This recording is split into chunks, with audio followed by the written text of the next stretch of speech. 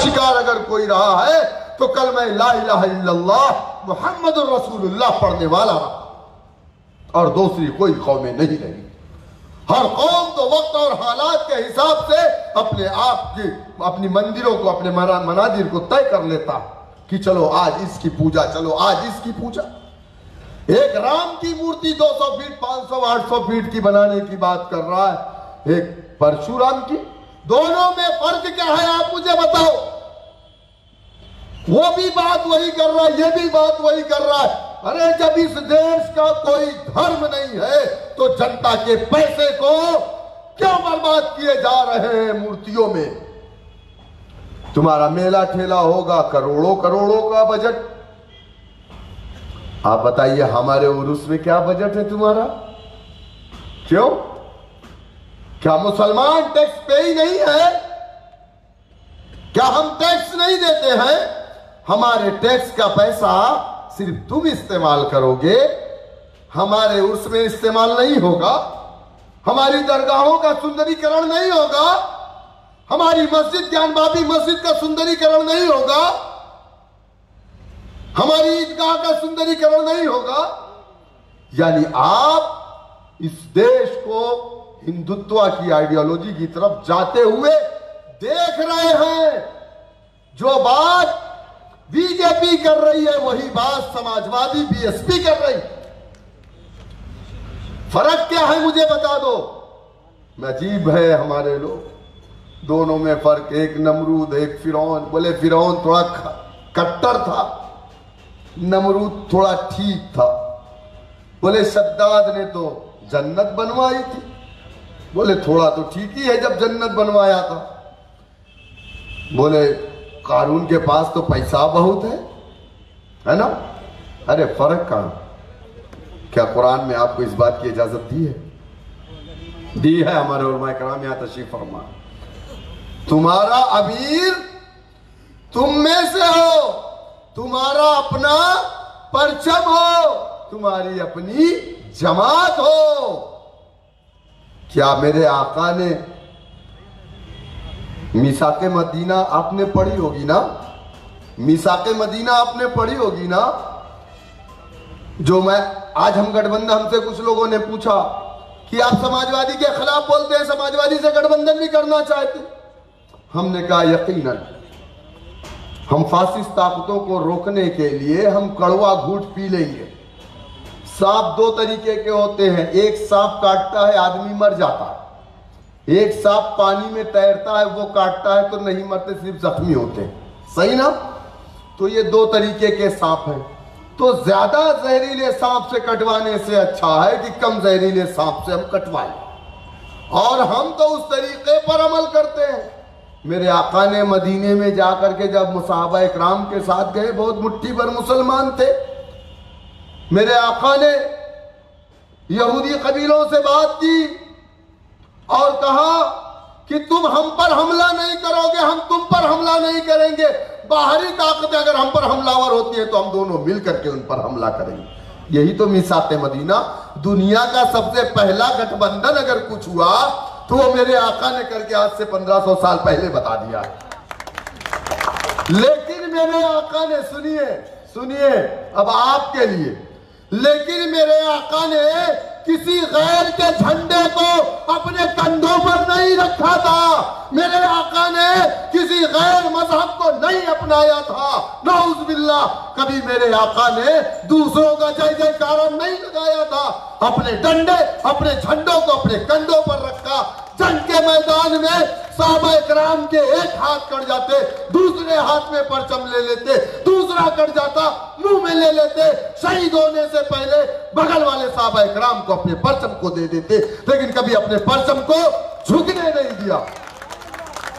यही ना उलमा इकराम के बीच में बोलने की हिम्मत कर रहा हूं। मैं गलत हूं तो नीचे उतरो, गिरबान पकड़ो। क्या ये गलत है? लेकिन आज अगर हम जलील रुस्वा हैं तो उसकी सबसे बड़ी वजह यह है कि हमने अपने आका के रास्ते को छोड़ दिया। ये हमारे रुस्वा होने की वजह। मैं आपसे यही कह रहा हूं कि यादव बावकार बना, इज्जत बनी, इस प्रदेश में, इस देश में एक समाज है जिस समाज से ताल्लुक हमारे पवन राव अंबेडकर साहब रखते हैं। पवन राव अंबेडकर का समाज हमसे ज्यादा मजलूम था। अत्याचार, जुल्म, ज्यादती, बहन बेटियों की इज्जतें, गले में मटकी, जमीन पर ना थूके, मटकी में थूके जमीन नापाक हो जाएगी। कमर में झाड़ू, पैरों के निशान ना रहे, नापाक निशान है। ये दलित है। कुएं से पानी नहीं, नल से पानी नहीं, स्कूल में बैठने के लिए बेंच नहीं, चमार चमार बोल करके इनको मारे जाते थे, थप्पड़ मारे जाते थे। इनका बेटा तालीम में आगे नहीं, इनके इलाकों में स्कूल नहीं, इनकी बस्तियों में सड़कें नहीं। क्या गलत कह रहा हूं? ये हमने अपनी आंखों से देखा। जबकि 131 एमपी दलित, वो सीट रिजर्व है, रिजर्व सीट है 131, वहां हमेशा जीत करके जाने वाला दलित का बेटा। 131 एमपी अगर मुसलमान का हो जाए, फिर क्या जरूरत है किसी को, हमको अपनी पार्टी बनाने की? गलत कह रहा हूं? लेकिन ना, वो कांग्रेसी दलित था। जो है वो भाजपाई या कांग्रेसी दलित है, जो हिंदुस्तान की पार्लियामेंट में है। बाबा साहेब भीमराव अंबेडकर ने कहा था उनके बारे में कि ये वही दलित है जिसे नींद आएगी, जवाई लेगा तो अपना मुंह खोलेगा, कभी समाज के ऊपर हो रहे जुल्म और अत्याचार पर अपना मुंह नहीं खोलेगा। आजाद हिंदुस्तान में 131 एमपी जिस कौम का, जिस समाज का, उसके कमर में झाड़ू बांधे गए, उसके गले में मटकी लटकाई गई, उनकी बहन बेटियों की इज्जतें लूटी गई। शिकायत लेकर के प्रधान मुखिया के पास गया तो जूते से मारा गया। कहा तेरी हिम्मत कैसे हुई हमारे पास शिकायत लेकर के आने की? दलितों की का मुकद्दर बन गया था उनकी जिंदगी का कि सुबह उठ करके अपने घरों की नहीं, पहले दूसरों के घरों की गंदगी को साफ करते थे।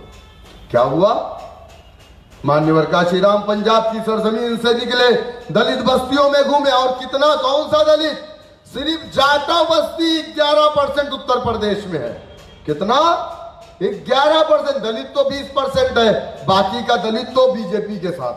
16 जातियां उत्तर प्रदेश में है दलितों की, 15 जातियां बीजेपी को वोट करती है क्योंकि उनके पास अपनी लीडरशिप नहीं।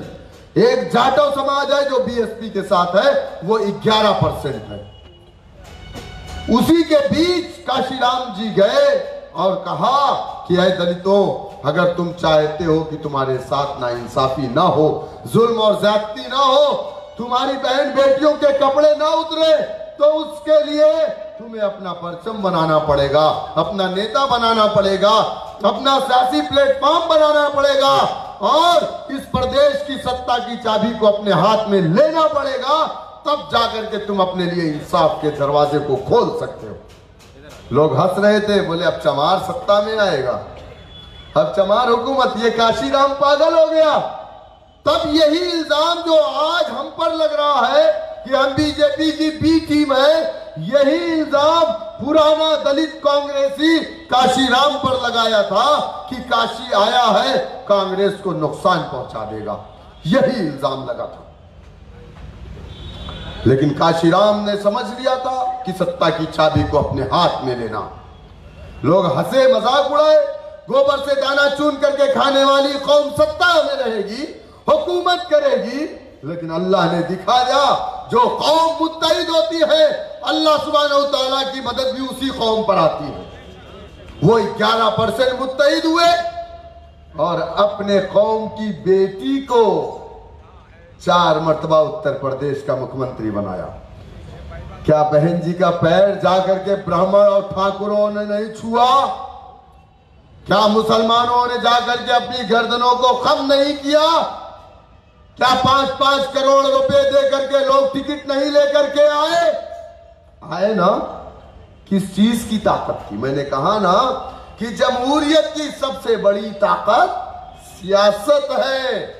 और ये लोग दूसरों के दरवाजों पर जाकर के इंसाफ नहीं मांगे। जब मांगे नहीं मिला, सत्ता में आए और तमाम इंसाफ के दरवाजे को खुद से खोल लिया और डीएम बने, एसएसपी बने, डीआईजी बने, आईजी बने, डीजीपी बने, कलेक्टर बने, एसडीएम बने, तहसीलदार बने, लेखपाल बने, कानून गो बने कि नहीं बने? आज हिम्मत है कोई इनकी बस्तियों की तरफ गलत निगाह से उठा करके देख ले? नहीं देख सकता। लेकिन आपकी बस्तियां, भले मुसलमान था, भले अमीमा मारा जाएगा, राम राम चिल्लाएगा, ये सब सारी चीजें हमारे साथ सिर्फ इसलिए हैं क्योंकि हमारा अपना कोई सियासी प्लेटफॉर्म नहीं। हम 100 सीट उत्तर प्रदेश में लड़ेंगे, तैयारी कर रहे हैं हम उस पर। लोगों ने कहा आप सरकार बनाएंगे, हमने कहा नहीं, यकीनन हम सरकार नहीं बना सकते, लेकिन सरकार किसी की भी बनेगी तो उस सरकार को घुटने के बल लाने की ताकत मजलिस इत्तेहादुल मुस्लिमीन के एमएलए के अंदर होगी इंशाअल्लाह ताला। तब 3 तलाक पर उत्तर प्रदेश की विधानसभा में जिस तरीके से सपा बसपा कांग्रेस का मुसलमान चपरासी खामोश रहता है, हम खामोश नहीं रहेंगे। उत्तर प्रदेश की विधानसभा की दीवारों को हिलाने की ताकत हम रखते हैं। हम 10 सिर्फ जीत जाए ना, अभी तो तुम हमारी एक शेरवानी से परेशान हो, है ना? लोकसभा में 543 में अकेले हमारे शेर से परेशान है। और जिस दिन 403 में 10 से 15 भेज दो, बस यहां से मुझे 2-3 जिता करके दे दो, खुदा की कसम हमारे इलाके अगर हर इलाकों से सबसे खूबसूरत नहीं बनेंगे तो आप ये मत कहना कि मजलिस वालों ने। आप जाके हैदराबाद घूम करके आइए, 3 बजे तक हमारी बेटियां, हमारी बहनें स्कूटी से सड़कों पे चलती हैं। किसी माँ के लाल के अंदर हिम्मत नहीं है कि तंज कर दे, कमेंट कर दे या हाथ लगा दे। यहां पर मगरिब बात नहीं है। अगर कहीं खुदा न खास्ता बेटा दाढ़ी वाला, टोपी वाला है और मोबाइल 3 बार नहीं लगा तो थाने में चले जाओगे एफआईआर करने के लिए। ये खौफ है उत्तर प्रदेश के मुसलमानों आपके अंदर। आप सोच रहे हो कि बीजेपी हार जाएगी, समाजवादी की सरकार बनेगी, कहां से बन रही है बताओ? मैं तो गांव का रहने वाला हूं, इत्तेफाक से मैं आजमगढ़ का रहने वाला हूं, जहां पर जामिया अशरफिया है, मैं वहां का रहने वाला हूं। इत्तेफाक से मैंने सुना है कि शाहीन साहब का भी ताल्लुक आजमगढ़ से है। मैंने सुना कि ये भी आजमगढ़ से ताल्लुक रखते हैं। बहरकैफ इंशाल्लाह। तो 2017 में क्या हुआ बताइए? कांग्रेस समाजवादी का अलायंस कितना वोट मिला? 22% समाजवादी को वोट मिला, 23% बीएसपी को, 6% कांग्रेस को। 2019 में सपा बसपा का अलायंस हुआ, इससे मजबूत गठबंधन उत्तर प्रदेश में नहीं हो सकता। लेकिन क्या हुआ? 5% समाजवादी का वोट कम हो गया, 5% बसपा का वोट कम हो गया, 3% कांग्रेस का वोट कम हो गया और बीजेपी को जो 40% 49% मिला था वो 50% 19 में हो गया। इसका मतलब क्या हुआ? उनका वोट बीजेपी की तरफ चला गया। हमारा वोट था तो ये 5 जीत गए। शफीकुर रहमान बर किसके वोट से जीते? आजम खान किसके वोट से जीते? एसटी हसन किसके वोट से जीते? अखिलेश यादव किसके वोट से जीते? मुसलमानों के वोट से जीते। बोलिए, चुप मत रहिए। 174 साल तक खामोश रहे आप। ये गूंगे समझ लिए, ये नहीं जानते कि हम शाहीन हैं। हमने घोड़ों पे बैठ करके और गर्दनों को काट करके हमने इलाकों को फतेह किया था। 832 साल हुक्मरानी हमने की। हम पर इल्जाम लगाया जा रहा कि हमने मंदिर को तोड़ के मस्जिद बनाया।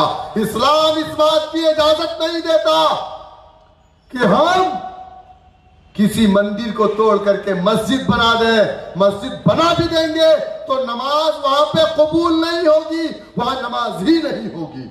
इस्लाम इस बात की इजाजत नहीं देता। अरे आप बताइए, उत्तर प्रदेश के अंदर मैं दावे के साथ कह रहा हूं, 80% मंदिरें इल्लीगल जमीनों पर बनी है, गैर कानूनी तरीके से बनी है। कोई ग्राम समाज की जमीन पर बनी है, कोई वक्फ बोर्ड की जमीन पर बनी है, कोई बंजर जमीन पर बनी है, कोई पीडब्ल्यूडी की जमीनों पर बनी है।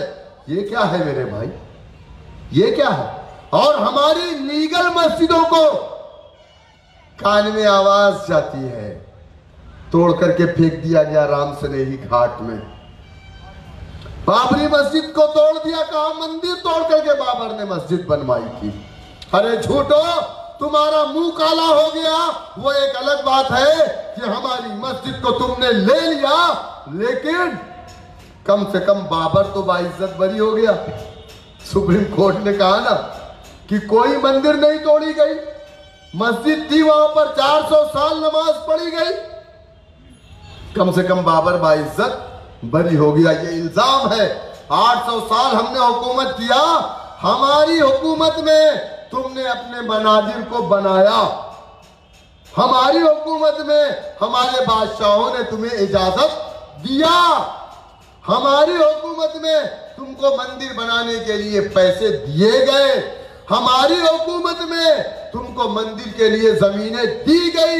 ये इल्जाम है मुसलमानों पर, ताकि ये इल्जाम लगा करके हिंदू और मुसलमानों के बीच में नफरत की बीज बोई जाए और इसको आगे बढ़ाया जाए। उस पौधे में वो जो नफरत का बीज कांग्रेस ने बोया था, उस पौधे में यूरिया डालने का काम हमारी मीडिया भी कर रही है आजकल। गलत कह रहा हूं मेरे भाइयों, मेरे बुजुर्गों, मेरी बात आप समझ गए होंगे। मैं आरएलडी 200 सीटों पे लड़ी थी ना, आपको मालूम है ना, 2017 में लड़ी थी ना आरएलडी, लेकिन कोई इल्जाम आरएलडी पे नहीं लगता है कि ये बीजेपी की बी टीम है। समझो आप मुसलमान हैं, इसलिए आपको कोई नहीं चाहता, आपको लोग अछूत समझते हैं। मैं आपसे एक बात कहूं, आप चाहते हैं कि यहां पर ओवैसी साहब का प्रोग्राम हो, तो फिर ओवैसी साहब के प्रोग्राम में कितने लोग आएंगे, कितने आएंगे? भाई अपने मुंह से ना कहिए, लेकर के कितने को आएंगे? नाश्ते का पैकेट नहीं मिलेगा आपको, पैसा नहीं मिलेगा, अपने घर से 2 रोटी उसमें कीमा डाल के लपेट के लाइएगा, बगल में कोई भूखा होगा उसको खिलाइएगा।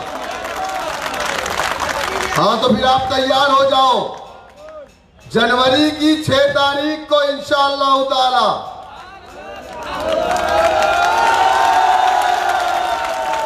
जनवरी की 6 तारीख को जुमेरात के दिन इंशाअल्लाह ताला कौन आएगा?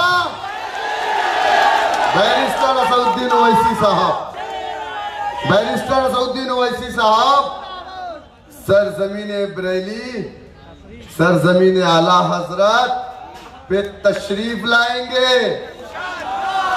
और आप लोग इस्तकबाल के लिए तैयार रहिएगा इंशाअल्लाह। ठीक है ना अध्यक्ष जी, तैयारी जारी करिए।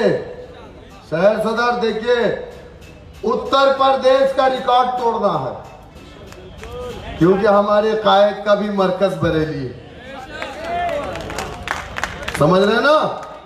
तो उस रिकॉर्ड को तोड़ना है। अब तक जो जौनपुर की जनसभा हुई थी, उस जनसभा के रिकॉर्ड को तोड़ना है बरेली में, इंशाल्लाह तोड़ेंगे ना। बहुत बहुत शुक्रिया। वाखिर दावा अल्हम्दुलिल्लाह रब्बिल आलमीन। अस्सलामु अलैकुम रहमतुल्लाहि व बरकातहू।